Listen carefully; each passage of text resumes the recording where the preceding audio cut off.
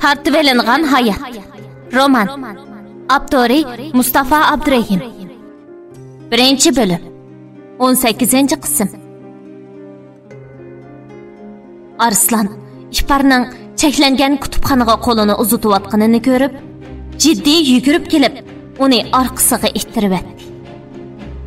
İhbar Arslanning tartishi bilan tang orqadagi tamga dog' qilib usib to'xtadi. Amangul üstünki qavatdagi taroq-turuq ovozni anglab, nimish bo'lgando deb, umi yuragini tutqunicha palampaydan hosirab degudak chiqdi. Va İhbarning tamga yo'linib, yerim zo'ziyib, beshini tutib o'ltirganini ko'rdi-da, "Voy qizim, nimish bo'ldi?" deganicha İhbarning yeniga kelib, uni yo'ladi. Arslan o'zini tutib ololmay, qo'pollik qilib qo'yganidan xijil bo'lib, bearamchilikda nima deyishini bilamay qarab turadi. Uninggacha İhbar ostag'ini o'rnidan turib, "Men qaytay" deb qo'yib, oldi kayniga qaramay, Amangulning uyidan chiqib ketdi. Arslan, "İhbar" deb to'g'ligan bo'lsa-mu, İhbar uning gapiga quloq solmagan edi. U o'zining ochiqda qilib qo'ygan ishi uchun o'zini ayblab, yuziga nach tastak uribdi. İhbar Amangulning uyidan chiqib, yo'lda shunchalik echinishlik yig'lab maqdiki, uning bu holatini ko'rgan kimli bo'lsa, uning uchun echinmay qolmaydi. U bu arada Yulduz shirkatga berib, Mavlud bilan ko'rishdi va o'zining balaligidan boshlab billa o'ynab cho'ng bo'lgan do'stining xizmatga jiddiy ehtiyoji borligini, u do'stining İhbar bilanmi do'st ekanligini, hatto İhbarning yurayotgan loyiq ekanligini aytib, Nurshadni ishga qabul qilishga ma'qul keltirdi. Va atidan boshlab ishga tushsa bo'ladiganligini, qiladigan xizmatni o'zining boshqarg'ichiga deb o'rinlashtirib qo'yadiganligini, ata Nurshadning kelib boshqarg'ichini bevosita izdisi bo'ladiganligini dedi. Yulduz xush bo'lganidan Mavludning yuziga natchini so'yayotgandan keyin ata o'zining tug'ilgan kuni ekanligini, shunga bugun ataning tayyorligini qilib, o'ziga kiyim-kechak degandek narsalarni sotib olish uchun pul berishini dedi. Mavlud qizining tug'ilgan kunini tunji qatim o'zi bilan birga o'tkazadiganligidan xush bo'lib, Yulduzga inovatlik kartasini berdi va xohlagancha narsa kerak sotib olsa bo'ladiganligini deb, ata ziyofatni nada o'tkazgisi borligini so'radi. Yulduz dachada o'z uyimda o'tkazgim bor deb javob berib, "Amisi men mangay dada" debla xushal holda shirkatdan chiqdi. Va atidagi tug'ilgan kuni uchun bozorga menib bo'lib, apsi Nurxon yodiga keldi-da, darhol uyga qaytib, apsinimi o'zi bilan birga elib bozorga keldi. Nurxon azaldan bundoq donliq markalik kiyim-kechak, zibu-zinnat sotadigan savdo saroyiga kelib baxmaganligi uchun og'zi po'xtag'irdek echilib qolgan edi. Ular oldi bilan Yulduzga narsa kerak sotib oldi. Yulduzning tug'ilgan kuni uchun sotib olgan kiyimi bu yillik eng moda, eng nafis loyihalangan murosim kiyimi bo'lib, Nurxon qizining kiyimini sinab chiqqandagi holatini ko'rib, ustiga ortib olgan yepinchisini selib, Yulduzning badanini o'rab yepib oldi. Va atrofda qarab turganlarga varqirab, jarqirab so'zladi.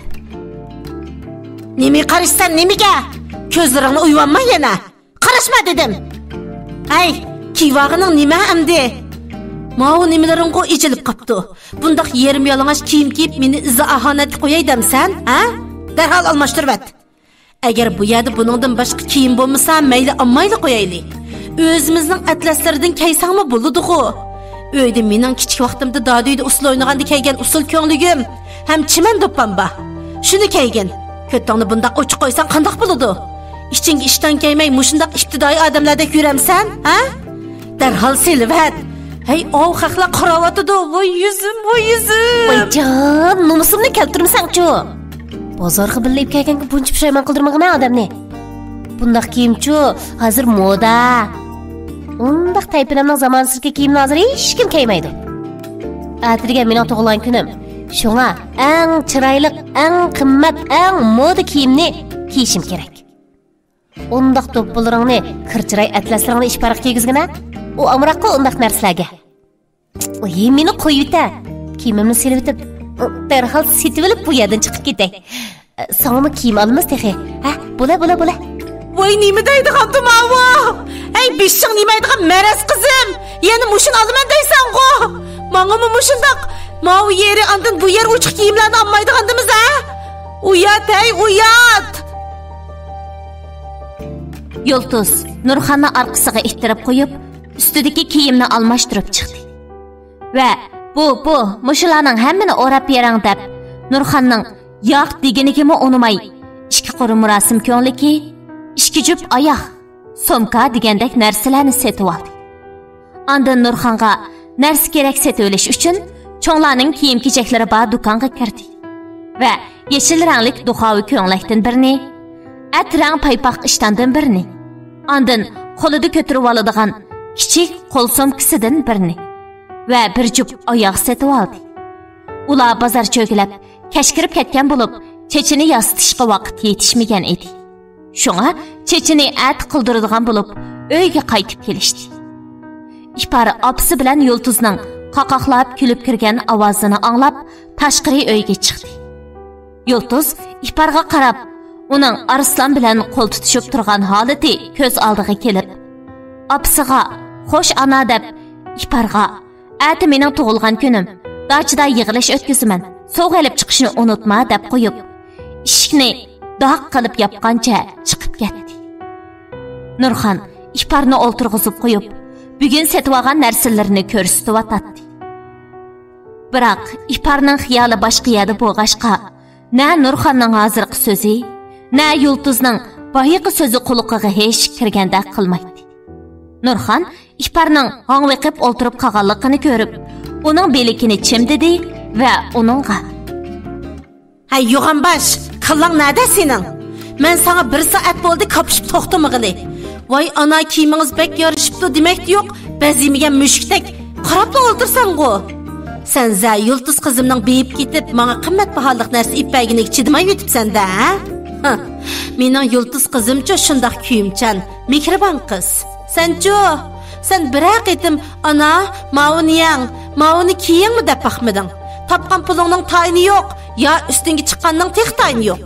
Ayjon, sana gap qilib zuvanimni upratqicha putimni uzun so'zib yotaychi bo'ldi. Haras.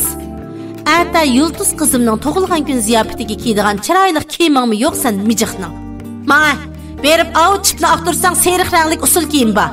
Men uni sendek chig'imda dadiyda o'yin qo'yganda usul o'ynaganda kiygan. Men mushu kiyimni kiyib usul o'ynab birinchi bo'lgan. Sen ashuni kiygin. Ondan yana bir do'ppimi bor. Oldida tojdisimi bor dehi. Shuni kiy. Sat yasinib chiqsan qizimning yuziga sat turmisin yana. Mana bekorlik ko'glak beray desimi izilib o'ltirganini. Tazima bir. Nurxon Iparni tepib yurib, tag'ardan usul kiyimini akilishni buyurdi. Ipar ruhi chiqib ketgan odamdek mengib kelib, Nurxon degan usul kiyimi va do'ppini elib Nurxonning oldiga qo'ydi. Nurxon, "Nemishqa mening oldimga qo'yaysan? Men kiyamdim sanmo" deb g'alva qilib, kiyib sinab baq, ko'rib baqay deb Iparni usul ko'nglikini kiyishga buyurdi. Ipar Nurxon nima desa ma'qul deb u kiyimni kiyganmi bo'ldi. Ipar shu tapda tag'ar kiygizib qo'ygandek bo'lib qolgan edi. Nurxon bola vaqtida semiz bo'lganligi uchun bu usul kiyimi xeyli cho'ng edi. Iparning bu avoq turqiga faqatli yarashmagan bo'lib, ko'nglakning uzunligi tezida yangi jubajining yangidek lapildab turadi. Nurxon Iparga do'ppini kiyishni aytdi va aynakka qarab baqa deb buyurdi. Ipar aynakka qarab o'zining kelansiz, ajoyib bir odamga o'xshab qolganligini ko'rib, bu kiyim sal cho'ngmi nima deyishiga Nurxon: "Nima cho'ng, nima? Ay, ma yo'g'anbashni bekorlik kiyim berib kiygan desimi qusur topidikina ma bu? Nari cho'ngkan, nari? Tar qilib naringni ko'rsatmoqchi eding, ha? Shundoq chiroyli yarishibdi-ku ana. Ozroq yering Yulduzga o'xshasa nima dey? Ati mushuni kiy dedim-mi kiysan? Bumiz uydan chiqmay jim o'tir." Nurxon shundoq deb Iparga putimni tut deginicha so'zilib yotdi. Bichara İparning kallasi joyida bo'lmaganligi uchun Nurxon nima desa, ha deb beshini lang'ishitib qo'yib, deganini qildi. Shunda qilib, bugunmi o'tib, tongmi otdi. İpar tunji kuni ishga kechiksam bo'lmaydi deb, aldirabqini tayyorlik qilib, shirkatga qarab yo'l oldi. Bugun Nurshadning ishga tushadigan kuni bo'lg'ashqa, u itpoq yemasda shirkatning oldiga kelib o'ltirgan edi. U shirkatning ishga tushishi bilan purlash ham oftobda ko'yib, rengi o'ngib ketgan kostyumining yoqasini o'ngshab, ishtinini qiqishtirib atgandan keyin o'zidan cho'ng qilib taqib olgan galostukini Bayg'o'jamning soqolini silgandek silab ichiga kirdi. Va boshqurg'uchilar bilan ko'rishiman deb boshqurg'uchi bilan ko'rishganmi bo'ldi. U mening ishxonam qayerda dedi. Boshqurg'uchi uni boshlab kelib, eshik oldini ko'rsatib qo'ydi. Nurshad boshqurg'uchi meni qo'g'lab-atamdi nima deb o'ylab. "Ey, po'qorsa qo'y. Mening kimligimni bilamsan? Men sizlarning lideringlarning yolg'iz, to'g'ri qizi Yulduzxon qizning yaqin do'sti bo'laman. Keyin balkim bu shirkatni men boshqarishim mumkin.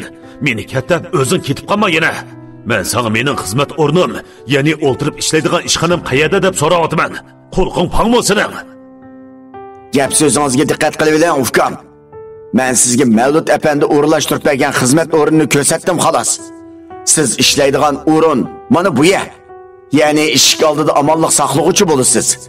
Qalayimqan odamlarning kirishiga ruxsat qilmaysiz. Binoning omonligiga mas'ul bo'lasiz. O yerda omonlik saqlovchilar kiydigan xizmat kiyimi bor. Shuni kiyib, darhol ish o'rningizga keling. Yana birdan gap talashsangiz, sizning pozitsiyangizni direktorga deyman. U chaqda bu xizmatni qilolmasligingiz mumkin. Ketib olamsiz ya. Nurshad boshqurg'uchining bu xizmatni qilolmasligingiz mumkin deganini anglab, azroq pastgo'yga tushdi.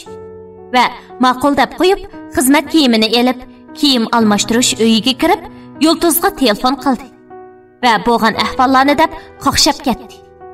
Yulduz Nurshadga hozircha mush xizmat o'rni bekarkan. Dadam mushundaq o'rinlashtiribdi. Mening xabarim yo'qkan.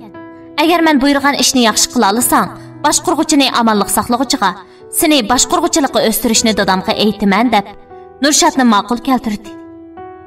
Nurshad isqirtib g'inshig'ach, purlash kiyimini selib, xizmat kiyimini kiyib, eshik oldiga chiqdi.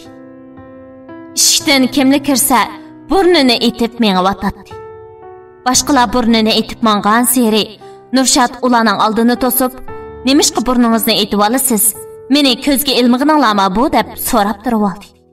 Bu arada Nazira shirkatga kelgan bo'lib, u eshikdan kira-kirmayla puf deb burnini etib kirdi. Nurshad Naziraning kim ekanligini bilmagachga, bu hakavur ayolning oldini to'sib, toza bir hayvonni ko'rsatib olaychi deb, uning oldini to'sib, mug'ambarlik bilan "Oy, Seg'izxonamma, o'zlarimi puxta burunlarini etib kirdilar. Sizlarning bu shirkatga hammanglarning burun yallig'i bormi qandaq? Bu sizlarning shirkatning qoidasimi?" Oldimni to'smay ner tura. Nimandaq sesiq puraydigan bir nimasan? Yuyinib baxmag'ili qanchalik bo'ldi? Sesiq ish kiyimning purqilib purab ketibsan. Sendek shaxsiy tozliqqa diqqat qilmaydigan, suydik puraydigan bir nimani kim ishga qabul qilgandi? Men hozirlik kirib sening bu mehnatligingni ham tarbiyasizligingni inkos qilib, ishdan bo'shatqizib etaman. Men suydik purankaman texi. Bunicha sesiq demaymiz. Haqiqiy maydiski tukiba jing'arning arlik purqi deymiz. Qarg'anda o'zlariga yuziga maysur kep kirim qilib, atir purab yuradigan xinim mijoz o'g'illar pek yoqidigan o'xshamamdi. Kaslar, jiq purvaslar, ishdan bo'shatqizamish texi. Meni bu shirkatga kimning ishga og'aligini bilamlar xinim. Menicha bu shirkatning varisi Yulduzxonim ishga qabul qilgan. Mavlud direktorning tasdiqidan o'tgan menda kelishgan arni ishdan bo'shatilganga o'zlari kimtilar? Mansıla, berib pitlarini baqsıla. Mansıla. Nazila Nurshadning Yulduzxonim ishga qabul qilgan deganini anglab, nervisi texmi o'rildi-da, yerga qattiq birini dasab qo'yib, gap qilmay ishxonasiga chiqib ketdi. Shunda qilib, bugunmi kashf bo'lib, Yulduzning tug'ilgan kuni yig'ilishi boshlandi. Yulduz apsi Nurxon bilan chash go'zallashtirish saloniga berib, chashlarini bo'yitib, Nurxonning chechini ajoyib qilib qotirib, yig'ilishga oralla ulgurgan edi. Nurxon iparni ep chiqay deb uyiga kirib ketdi. Mavlud Arslonni mo chaqirgan bo'lib, u atrofdan Iparni izlab o'tdi. Ipar bo'lsa Nurxonning zo'rlishi bilan, uning kelansiz usul ko'ynigi bilan usul do'ppisini kiyib, majburiy holda dachiga qarab mangmoqda. Yulduzning do'sti Nafisa mu kelgan bo'lib, uning ko'zlari Nozilaning eri Elshadda edi. Yulduz Elshad bilan Nafisaning bir-biriga yiroqdan ko'z beqishib turganini ko'rib, ishni oldi bilan mush ikkisidan boshlashni planladi-da, Noziladan bugunli dardini elish uchun darhol harakatga o'tdi.